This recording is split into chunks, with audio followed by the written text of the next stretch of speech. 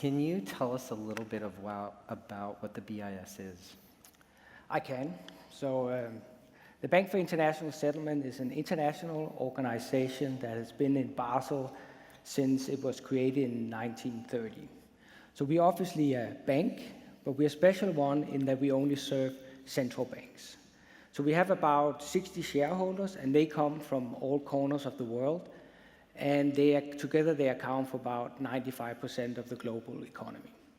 So in addition to being the bank for central banks, we also have a mandate to promote what we call monetary and financial stability, and we do that through international cooperation.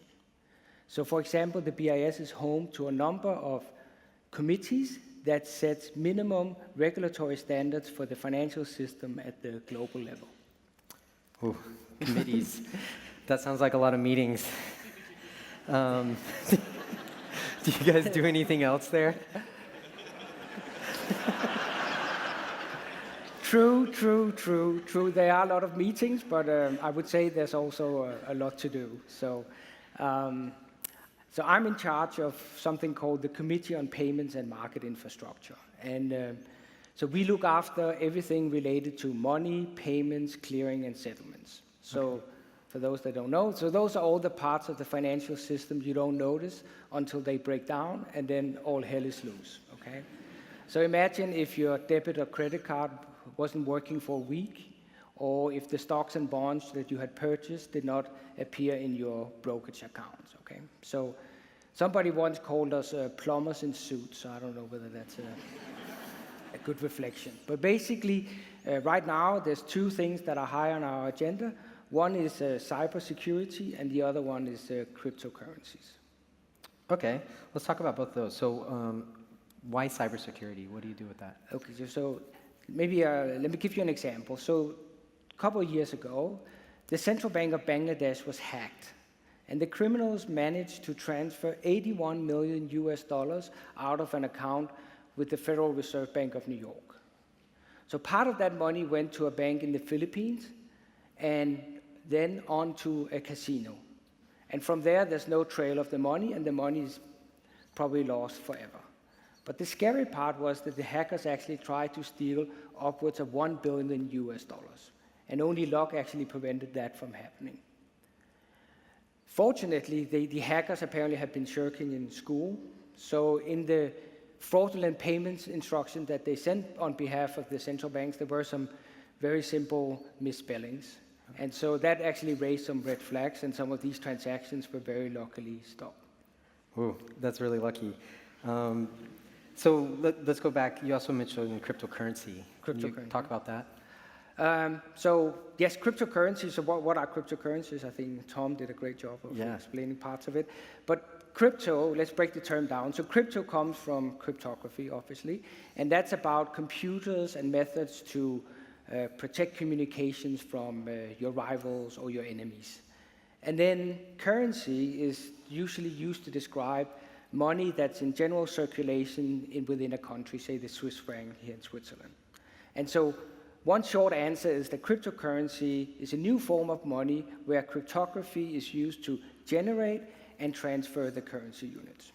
But maybe easier explained was John Oliver, the British comedian, said that cryptocurrencies are everything you don't understand computers combined with everything you don't understand about money.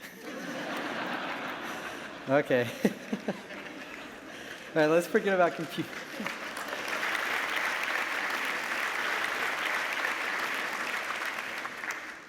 Let's forget about computers for a moment. My background is art, so... Okay, fair enough.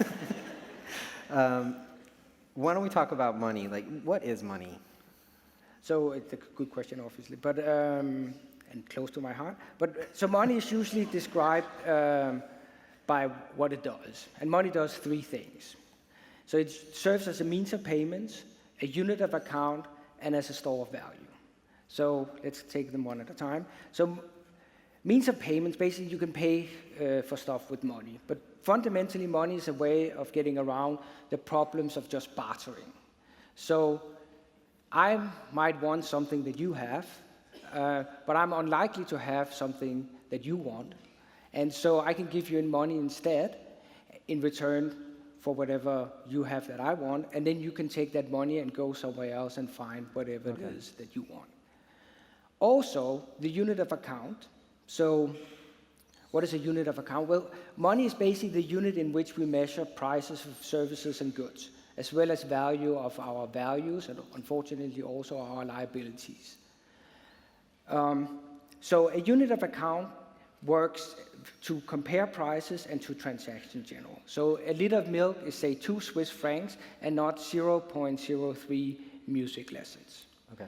And finally, money can be used to store value over time. And especially if inflation is low, then money keeps its value and it's a good way to store. Okay. So now we understand money.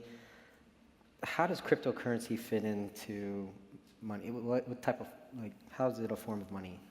Well, that's a good question. And actually last year I was struggling to explain exactly that to central bank governors.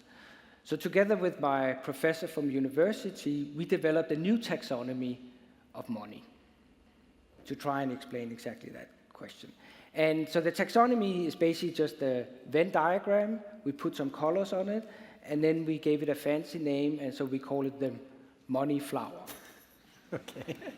I have to see this. Did you bring a slide or anything? Yes, I think we have it with us. So this is the money flower. So this is a Venn diagram. All right. And so after a couple of iterations, the professor and I agreed on 4 key characteristics of money. Okay. And so money can either be in physical or electronic form. It can either be issued by the central bank or not. And then it can either be widely accessible to everyone or just available to a few.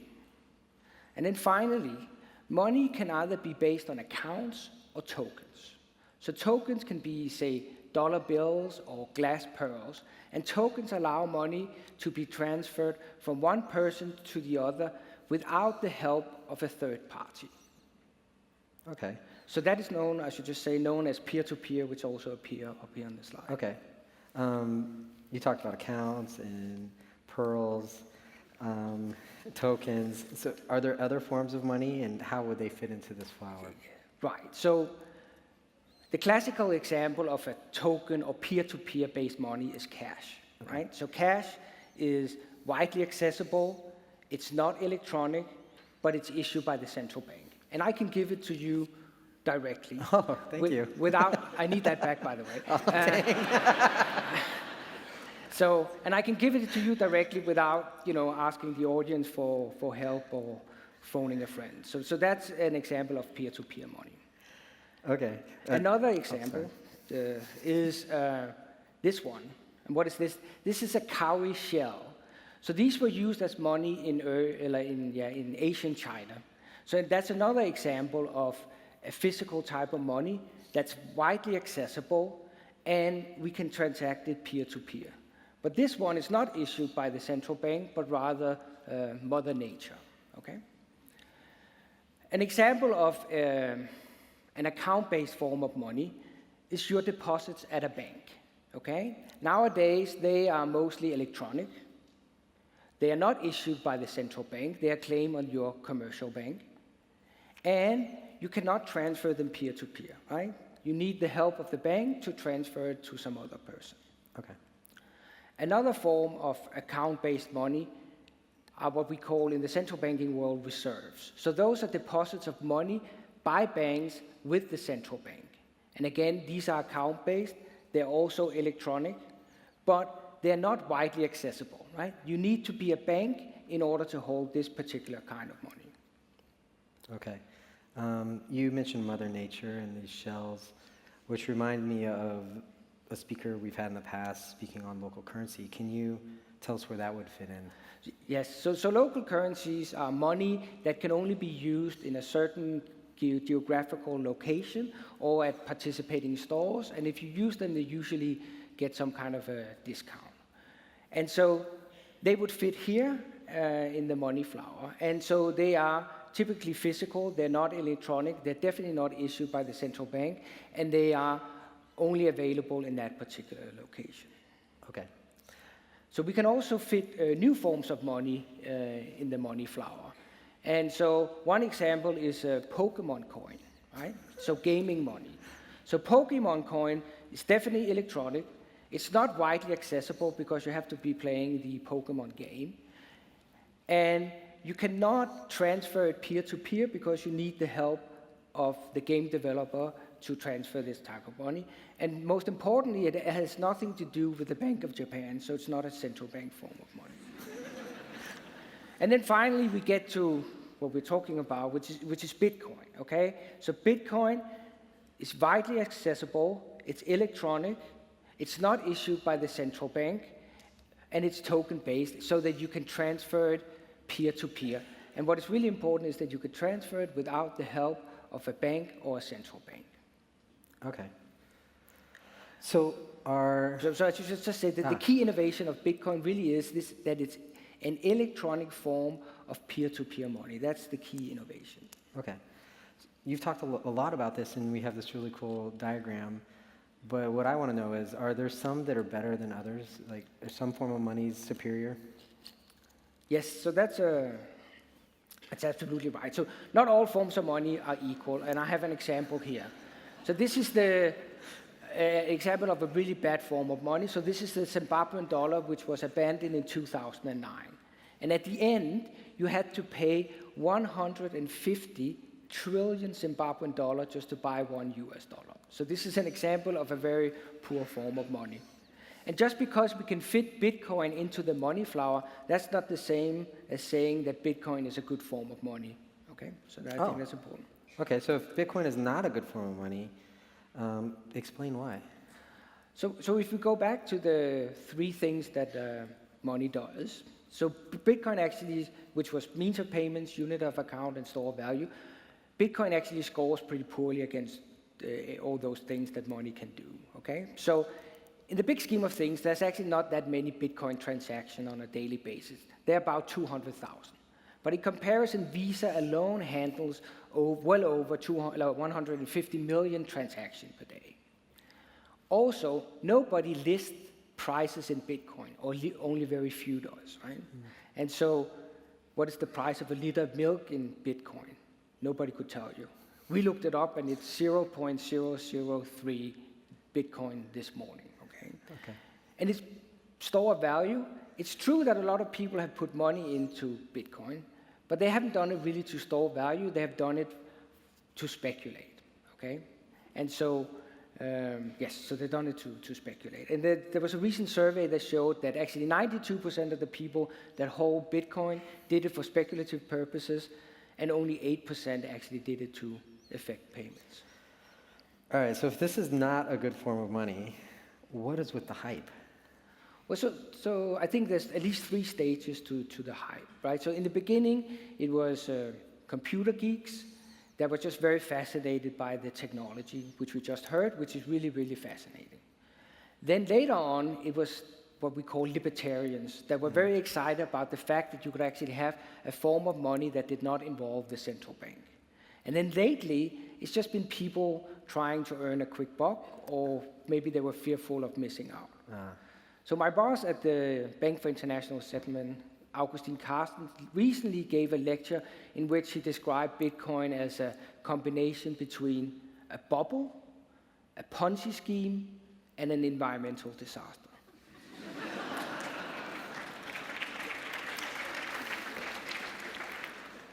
Okay, we have to talk about that. So what does he mean by bubble? Well, so bubble, he just referred to the price of Bitcoin. So if you know, it was around $1,000 in the beginning of 2017. Then it rose to about $9 by October. And then by the end of the year, it peaked at just below $20,000. And just nothing rises that quickly without bursting or going down in flames later. And Bitcoin since has dropped by 60% and now trades at around 7,500, but that's still incredible. Okay. All right, so that's bubble. Let's tell us about Ponzi scheme. So the Ponzi scheme reference was more in the fact that there are actually elements of what we call a pyramid scheme in Bitcoin, in the sense that early adopters make money off later ones. So one example is that the so-called mining fees that you get are decreasing over time. So early miners or adopters right now holds a disproportionate amount of the Bitcoins that are out there. Okay. And then I think the third thing was environmental disaster. Can you tell us a little about, before you actually get to that, you also mentioned mining. Can you tell us a little bit about the mining? Well, so the two are connected, so that's easy. So mining is Bitcoin speak for the creation of new Bitcoins. And so, without getting too technical, Bitcoin is based on the blockchain that we just heard about. So what does that mean? It means that the transactions are organized in blocks that are somehow chained together. And miners compete in terms of getting to add the next block to this chain. And if you win, then you get an award of Bitcoins. You used to get 50, now you get about 12 and a half. And in order to get to add this block, you have to solve a really complicated mathematical problem by brute force. And so that means that the more computers you have, or faster computers they have, then you have a higher likelihood of actually winning this race. Okay. And the problem you have to solve is akin to a Sudoku, but where you don't know the pre-filled numbers. So the only thing you can do is guess and keep on guessing. So this is what mining does. And that's also why Bitcoin is an environmental disaster, because this mining process consumes an astonishing amount of energy. In fact, some estimates have it that the electricity used to run the computers and cool the computers is on a daily basis the same as my home country of Denmark. Wow. So I love this Sudoku, this blank Sudoku puzzle. How many guesses does it take to solve one block? How long does this take? So that's a bit complicated, but it takes about 10 minutes for each block to be added to the Bitcoin blockchain. And some simple back-of-the-envelope calculations shows that the average number of guesses that all these computers have to do is measured in what is called sextillions.